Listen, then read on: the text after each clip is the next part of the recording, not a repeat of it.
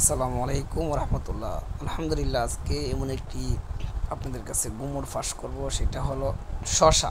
আজকে সরজমিনে নিজের হাতে এবং নিজে দেখিয়ে দেখিয়ে শশা পাড়াইছি এক মুরব্বী কাকাকে দিয়ে। এখানে কাকাকে প্রথম জিজ্ঞাসা করলাম, কাকা শশা কত কেজি? হীরা, যেটা বলে হীরা, গোল হীরাটা আপনারা অবশ্যই দেখবেন এটা। তো কাকা বললো, বাবা এটা 25 টাকা কেজি। আমি কি কম কত? 20 টাকা দিও কেজি।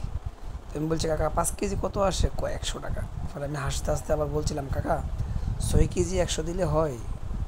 আচ্ছা বাবা, লো মানে হাতের হীরা দেন, কত সুন্দর সুন্দর হীরা। তো 6 কেজি হীরা মাত্র 100 টাকা। দেখেন প্রতি কেজি মনে আমার মতো 16 টাকা মতো পড়ছে, মনে না 16 টাকা এরকম হয়। 6 কেজি 100 হলে 5 কেজি 100 হলে তো 20 টাকা পড়ে। তো ধরেন না 20 টাকা কেজি বিক্রি করে, কিন্তু 1 কেজি আমি হাসতে হাসতে কাকাতে চাই নিছি। সেই 20 টাকা কেজির হীরা এবং শশাটা আমি যখন কিনলাম, এটা হয়েছে জমিটা হয়েছে ব্রাহ্মণবাড়িয়া জেলা কসবা থানা পুরকুইল গ্রাম, ঠিক আছে? পুরকুইল একটা জমির থেকে আমি কিনছি 20 টাকা কেজি। তো আলহামদুলিল্লাহ কেনার পরে আমার ব্যাগ তো ভরে গেছে, আমি একদম হাত ভরে কিনলাম 2 প্লেটে।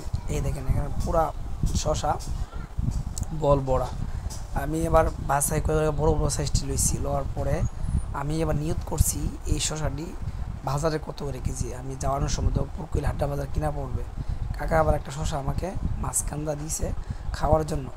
জমিনের শশা খাওয়া স্বাদই অন্যরকম, জানো, নিজের হাতে পায়রা শশা খাওয়া, নির্ভেজাল, কোনো ফরমালিন নাই, কোনো বিষ মুক্ত। কাকাও খাইছে, আমরা খাইতেছি। তো কাকা আমার জন্য পারতেছে, প্রতিদিন 2বার পারা হয়, সকালেও পারে বিকালেও পারে।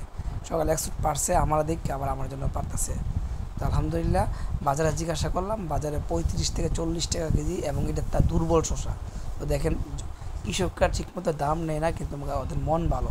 এগুলো শেষ করলাম। আসসালামু আলাইকুম।